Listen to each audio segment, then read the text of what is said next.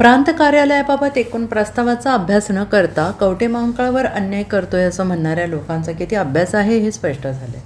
शासनासमोर खोटी चित्र रंगवून प्रांत कार्यालय तासगावला पळवण्याचा रोहित पाटील यांचा डाव या भाजपच्या कवठेमहांकाळ तालुका अध्यक्षांच्या आरोपावर आमदार रोहित पाटील यांचं स्पष्टीकरण. कवठेमहांकाळमध्ये मागणी असलेले प्रांत कार्यालय शासनासमोर खोटे चित्र रंगवून तासगावला पळवण्याचा रोहित पाटील यांचा डाव आहे या भाजपच्या कवठेमहांकाळ तालुका अध्यक्ष उदयराजे भोसले यांच्या आरोपावर शरद पवार राष्ट्रवादीचे आमदार रोहित पाटील यांनी स्पष्टीकरण दिलं आहे.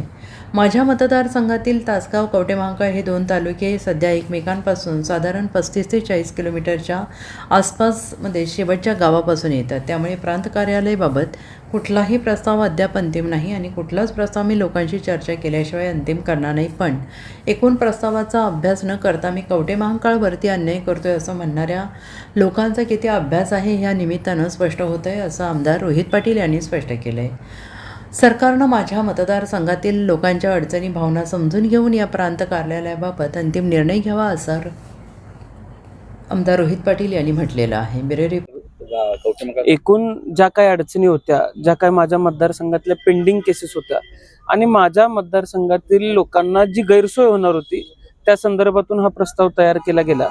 आता ऍडमिनिस्ट्रेटिव्ह ब्लॉक्स तयार करत असताना जागेंच्या काही अडचणी होत्या, त्या जागांच्या काही अडचणी जर असतील तर कुठल्या भागामध्ये आपल्याला कुठली जागा उपलब्ध होते या संदर्भातून आपण बऱ्याचशा गोष्टीचा प्रस्ताव तयार केला आणि 25 जुलै 24 रोजी आपण कवठेमहांकाळ तालुक्यातूनच ना हरकत पत्र मागवून घेतलं होतं आणि ती प्रस्तावाची ती तयारी होती.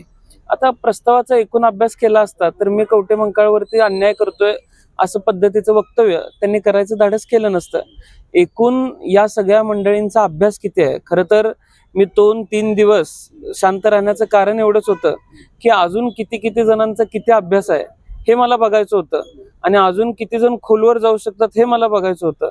आणि प्रत्येकानं आपलं अज्ञान दाखवून दिलेलं आहे आणि अज्ञानी लोक मी लोकांसमोर आणलेली आहेत. त्यामुळे भविष्यामध्ये या लोकांच्यावर किती विश्वास ठेवायचा हे माझ्या मतदारसंघातील लोक ठरवतील. आमदार म्हणून तुमची वैयक्तिक इच्छा काय, म्हणजे कनेक्टिव्हिटीचा जर विषय निघाला तर कवठेमहांकाळ सोयीस्कर पडतं का, कारण हायवे टच येतोय? नाही, माझ्या मतदारसंघातील दोन्ही तालुके हे सध्या एकमेकांच्या पासून आपण जर बघितलं तर साधारण 35 ते 40 किलोमीटरच्या रेडियसमध्ये शेवटच्या गावापासून येतात.